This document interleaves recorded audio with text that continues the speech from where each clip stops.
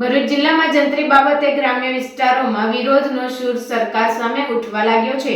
ગત રોજ વાલિયા તાલુકાના ખેડૂતોએ તુણા ગામે પણ કલેક્ટરને જંત્રી બાબતે રજૂઆત કરવા અંગે બેઠક બોલાવી હતી, જેમાં વાલિયા તાલુકાના ખેડૂતો ભરૂચ જિલ્લા કલેક્ટરને આ અંગે રજૂઆત કરી પોતાની જંત્રી વધારવાની માંગ કરવામાં આવશે।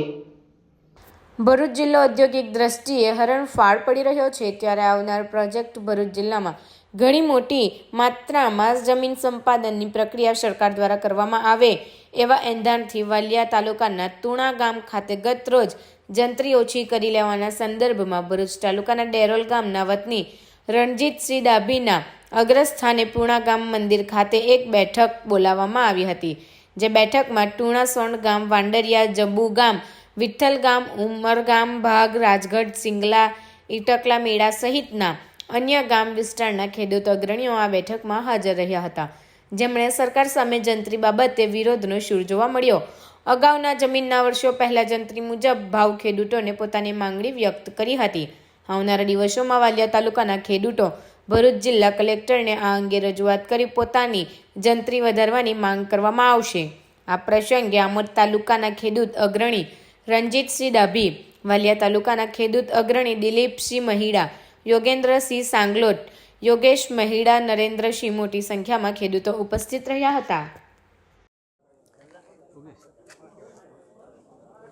રણજીતસિંહ ડાભી છું, દેરોલ ગામનો વતની છું અને ખેડૂત છું વ્યવસાય।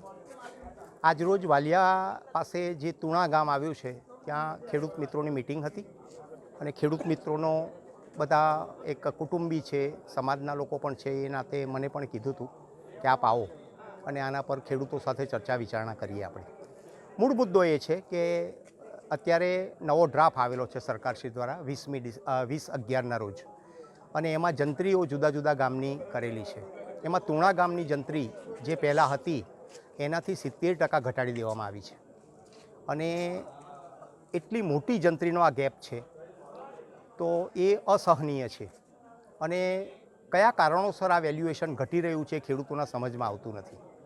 કયા એનજીઓએ આવીને કે કયા સરકારી અધિકારીશ્રીઓએ મિટિંગ કરીને ખેડૂતો સાથે આ પગલું ભરવા માટે કર્યું છે એ પણ ખેડૂતો આરટીઆઈ દ્વારા જરૂર જાણશે।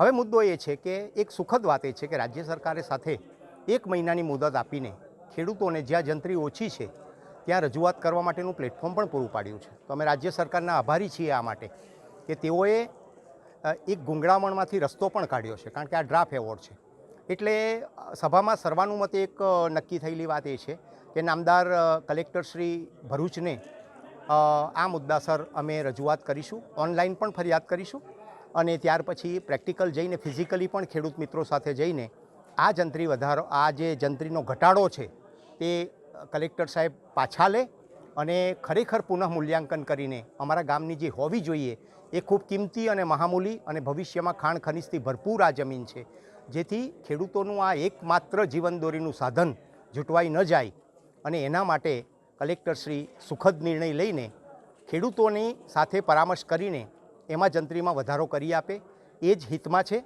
અને એ જ અમારી માગણી છે। આશા છે કલેક્ટરશ્રી જરૂર અમને આ બાબતમાં ન્યાય આપશે। હું દિલીપસિંહ પ્રભાતસિંહ મહિડા, સોળગામ। આજે અઘોરેશ્વર મંદિર ખાતે અમારા 18 ગામોની એક મિટિંગ ખેડૂતોની રાખેલી, જેમાં જંત્રી બાબતે જે સરકારશ્રીએ હમણાં નવી જે જંત્રી 2024ની બનાવી છે એમાં અમને 5-7 ગામોને બહુ મોટો નુકસાન છે અને જંત્રી ખૂબ ઓછી છે એની।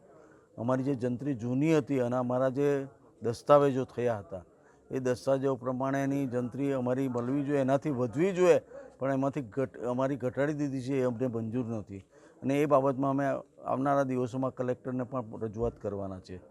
રહી વાત બીજી કે અમારા અરાડ ગામો આ બાબતમાં બધા સહમત છે પણ જંત્રીમાં બધા સહમત નથી। એ વાત દીવાએ લખેલી સ્પષ્ટ છે કે જંત્રી અમારી કોઈ પણ જાતે કોઈ પણ રીતે અમને માન્ય નથી અને એમાં અમે ભવિષ્યમાં 20મી તારીખ અમારી છેલ્લી છે, પણ અમે કલેક્ટરશ્રીમાં પણ રજૂઆત કરીશું, અમારા જે પ્રતિનિધિઓ છે એને પણ રજૂઆત કરીશું અને અમારે જે કાયદાકીય પણ લડત કરવી પડે તો એમાં પીછેહટ કરવાના નથી। અસ્તુ।